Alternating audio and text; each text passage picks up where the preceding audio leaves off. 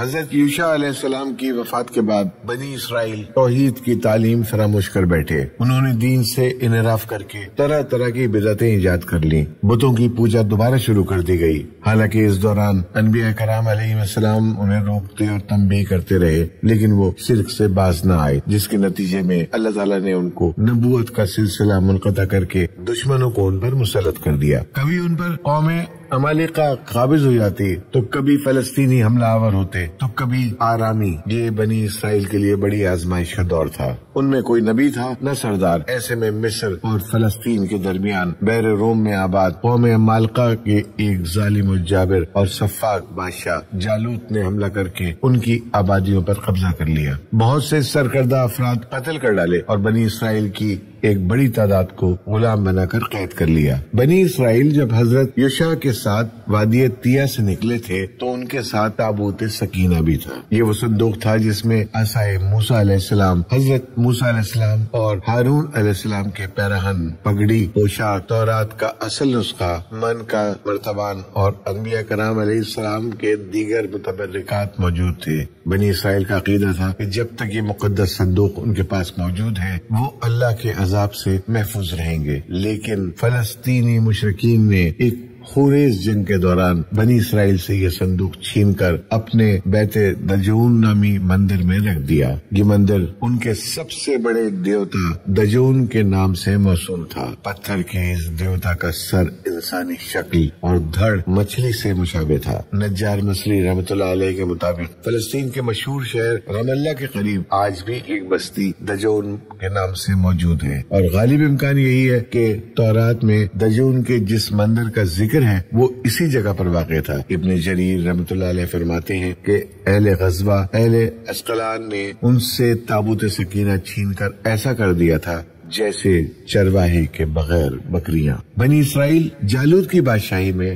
ذلت و رسوائی کی زندگی بسر کر رہے تھے. خاندان نبوت کا کوئی بھی فرد زندہ نہ بچا تھا سوائے ایک غریب عورت کے جو حاملہ تھی. اللہ نے اس عورت کو ایک خوبصورت بیٹا عطا فرمایا جس کا نام شمویل رکھا گیا. شمویل عبرانی زبان کا لفظ ہے جس کے عربی میں معنی ہے اسماعیل. والدہ کی خواہش تھی کہ شمویل توریت کے عالم بن کر بنی اسرائیل کو دین حق کی تعلیم دے. چنانچہ آپ علیہ السلام ذرا بڑے ہوئے تو والدہ نے بنی اسرائیل کے ایک بزرگ اور صالح شخص کے پاس تعلیم و تربیت کے لیے بھیج دیا. آپ علیہ السلام جلدی تورات کے ایک بڑے عالم و فاضل کی حیثیت سے پہچانے جانے لگے. بنی اسرائیل کے لیے ایک طویل عرصے بعد حضرت شمویل علیہ السلام کی شکل میں ایک دینی و مذہبی شخصیت کسی نعمت سے کم نہ تھی. پھر اللہ تعالیٰ نے انہیں منصب نبوت سے سرفراز فرما کر بنی اسرائیل کی ہدایت پر مامور فرما دیا. حضرت شمویل علیہ السلام نے جب بنی اسرائیل کے سامنے درس و تبلیغ اور واعظ و نصیحت شروع کی تو جالوت اور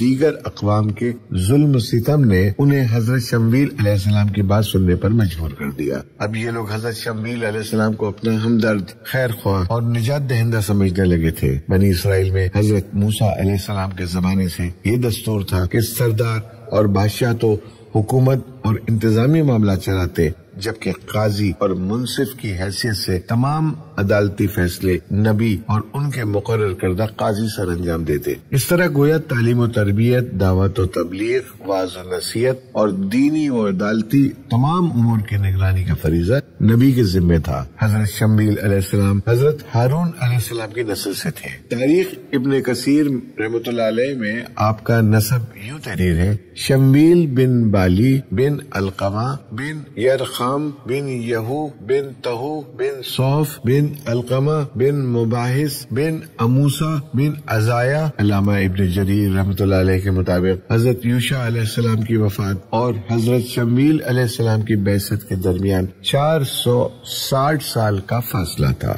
بنی اسرائیل جالوت کی سختیوں، دیگر اقوام کی لوٹ مار اور قیدیوں جیسی زندگی سے تنگ آ چکے تھے، جس کا جب دل چاہتا ان پر چڑھائی کر دیتا. خواتین کو تنگ کرنا اور نوجوانوں کو غلام بنا لینا عام بات تھی. حضرت شمویل علیہ السلام کے درس و تبلیغ اور واعظ و نصیحت سے ان کے اندر کچھ غیرت ایمانی جاگی تو ایک دن بنی اسرائیل کے بزرگ حضرت شمویل علیہ السلام کے پاس آئے اور ان سے درخواست کی کہ ہم پر ایک بادشاہ مقرر کر دیں. قرآن کریم میں سورہ سورہ بقرہ میں آیت 246 میں اللہ تعالیٰ ارشاد فرماتے ہیں، جب انہوں نے اپنے پیغمبر سے کہا کسی کو ہمارا بادشاہ بنا دیجیے تاکہ ہم اللہ کی راہ میں جہاد کریں، پیغمبر نے کہا اگر تم کو جہاد کا حکم دیا جائے تو عجب نہیں کہ تم لڑنے سے پہلو دہی کرو۔ انہوں نے کہا بھلا ہم اللہ کی راہ میں جہاد کیوں نہ کریں گے؟ ہم تو اپنے گھروں سے اجاڑے گئے ہیں اور بچوں سے دور کر دیے گئے ہیں۔ دراصل حضرت شمیل علیہ السلام بنی اسرائیل کی نافرمانی اور وعدہ خلافی سے بخوبی واقف تھے، اس لیے انہوں نے کہا کہ اگر میں نے کسی کو بادشاہ مقرر کر دیا اور اس نے جہاد کا حکم دیا تو تم اپنی عادت کے مطابق اس کا حکم ماننے سے انکار کر دو گے، اسی طرح جیسا تمہارے بزرگوں نے حضرت موسیٰ علیہ السلام سے کہہ دیا تھا کہ تم اور تمہارا رب لڑے، ہم تو یہاں بیٹھے ہیں۔ اور جب حضرت حزقیل علیہ السلام نے تمہارے بڑوں سے جہاد کے لیے کہا تو وہ موت کے ڈر سے شہر سے باہر وادی میں جا کر چھپ گئے تھے۔ حضرت شمیل علیہ السلام کی بات سن کر بنی اسرائیل کے بزرگوں نے شرمندہ ہوتے ہوئے کہا اے اللہ کے نبی، اب ایسا نہیں ہوگا، ہم بہت ذلیل و رسوا اور تباہ و برباد ہو چکے ہیں۔ اگر بادشاہ نے جہاد کا حکم دیا تو ہم اللہ کی راہ میں دشمن کا ڈٹ کر مقابلہ کریں گے۔ بنی اسرائیل نے حضرت شمیل علیہ السلام کو ہر طرح سے اطمینان دلا دیا تو انہوں نے اللہ تعالیٰ کے حضور دعا فرمائی، اللہ نے دعا قبول فرمائی اور انہیں وحی کے ذریعے مطلع فرمایا۔ ہم نے بنی اسرائیل ہی میں سے ایک علمی اور جسمانی لحاظ سے موزوں اور طاقتور شخص طالوت کو ان کا بادشاہ مقرر کر دیا ہے۔ طالوت کا نام سنتے ہی سب کے رنگ فخ ہو گئے، وہ سمجھتے تھے کہ ان میں سے کسی امیر کو بادشاہ بنا دیا جائے گا۔ انہوں نے حیرت اور تعجب سے کہا طالوت ہمارا بادشاہ کیسے ہو سکتا ہے؟ وہ تو نہایت غریب شخص ہے۔ قرآن کریم میں سورہ بقرہ آیت 247 میں ارشاد ہے، اور پیغمبر نے ان سے کہا اللہ نے تم پر طالوت کو بادشاہ مقرر فرمایا ہے۔ وہ بولے اسے ہم پر بادشاہی کا حق کیوں کر ہو سکتا ہے؟ بادشاہی کے مستحق تو ہم ہیں اور اس کے پاس تو بہت سی دولت بھی نہیں ہے۔ پیغمبر نے کہا اللہ نے ان کو تم پر فضیلت دی ہے اور بادشاہی کے لیے منتخب فرمایا ہے، اس نے اسے علم بھی بہت سا بخشا ہے، تن و توج بھی بڑا عطا کیا ہے۔ اللہ کو اختیار ہے جسے چاہے بادشاہی بخشے، وہ بڑا ہی کشادگی والا اور علم والا ہے۔ حضرت شمیل علیہ السلام کو بنی اسرائیل کی بات سن کر بہت غصہ آیا۔ آپ علیہ السلام نے فرمایا تم لوگوں نے وہی کیا جس کا مجھے ڈر تھا، لیکن یہ اللہ کا فیصلہ ہے اور اللہ نے تمہارے لیے طالوت ہی کو چنا ہے جو علم میں اور طاقت و قوت میں تم سب سے بہتر ہے۔ حضرت اکرمہ رحمۃ اللہ علیہ اور حضرت سعدی رحمۃ اللہ علیہ فرماتے ہیں کہ طالوت سقا تھے، یعنی پانی پلانے والے۔ حضرت وہب بن منبع رحمۃ اللہ علیہ فرماتے ہیں وہ کھالوں کو خشک کر کے چمڑا بنانے کا کام کرتے تھے، اسی وجہ سے بنی اسرائیل نے اعتراض کیا کہ وہ تو نہایت غریب ہیں، گھٹیا اور نیچ کام کرتے ہیں۔ بنی اسرائیل کے اعتراض کی ایک وجہ یہ بھی تھی کہ ابھی تک جتنے بھی نبی آئے وہ آل لادی سے تھے، جبکہ بادشاہ آل یہودا سے تھے اور طالوت کا تعلق آل بنیامین سے تھا۔ علامہ تبلی رحمۃ اللہ علیہ نے حضرت طالوت کا نسب یوں بیان فرمایا ہے، طالوت بن قیس بن افیل بن سارو بن تہورت بن افی بن انیس بن بنیامین بن یعقوب بن اسحاق بن ابراہیم۔ بنی اسرائیل طالوت کی بادشاہ تسلیم کرنے پر تیار نہ تھے، آخر کار انہوں نے ایک شرط لگائی اور حضرت شمیل علیہ السلام سے کہا اگر تم یہ کہتے ہو کہ طالوت کو اللہ نے ہم پر حاکم مقرر کیا ہے تو اس بات کی صداقت کے لیے ہمیں کوئی نشانی دکھاؤ۔ قرآن کریم سورہ بقرہ آیت 248 میں ارشاد باری تعالیٰ ہے، اور پیغمبر نے ان سے کہا ان کی بادشاہی کی نشانی یہ ہے کہ تمہارے پاس ایک صندوق آئے گا جسے فرشتے اٹھائے ہوئے ہوں گے، اس میں تمہارے پروردگار کی طرف سے تسلی بخشنے والی چیز ہوگی اور کچھ اور چیزیں بھی ہوں گی جو موسیٰ اور ہارون چھوڑ گئے تھے۔ اگر تم ایمان رکھتے ہو تو یہ تمہارے لیے ایک بڑی نشانی ہے۔ یہ صندوق تابوت سکینہ تھا، جس کے بارے میں تورات پہ تحریر ہے کہ فلسطینیوں نے تابوت سکینہ کو اپنے دیوتا دجون کے پہلو میں رکھ دیا تھا۔ جب وہ صبح اپنے معبود کے پاس آتے تو یہ دیکھ کر حیران رہ جاتے کہ دیوتا اوندا پڑا ہے، اور ہر صبح عبادت سے پہلے اسے سیدھا کرتے، لیکن دوسرے دن پھر اسے اوندا گرا پاتے۔ اسی اسنا میں ایک اور نئی بات ہوئی کہ ان کے شہر میں لاتعداد چوہے پیدا ہو گئے جنہوں نے ان کے مال و اسباب اور غلے کو تباہ کر دیا۔ پھر ان میں ایسی وبا پھیل گئی جس سے بہت زیادہ جانی نقصان ہوا۔ اس صورتحال سے نمٹنے کے لیے کاہنوں اور نجومیوں کو جمع کیا گیا، جنہوں نے بتایا کہ قوم پر نحوست اس صندوق کی وجہ سے ہے، لہٰذا اس سے جلد از جلد چھٹکارا حاصل کرو۔ اس کی صورت یہ ہے کہ سونے کے 7 چوہے بنائے جائیں جنہیں ایک گاڑی میں تابوت کے ساتھ رکھ دیا جائے، پھر پھر گاڑی میں 2 گائیں جوتی جائیں اور ان کو بستی کے باہر چھوڑ دیا جائے۔ انہوں نے ایسے ہی کیا۔ اللہ کی قدرت کے گائیں صندوق والی گاڑی لے کر خود بخود بنی اسرائیل کی بستی کی جانب چل دی،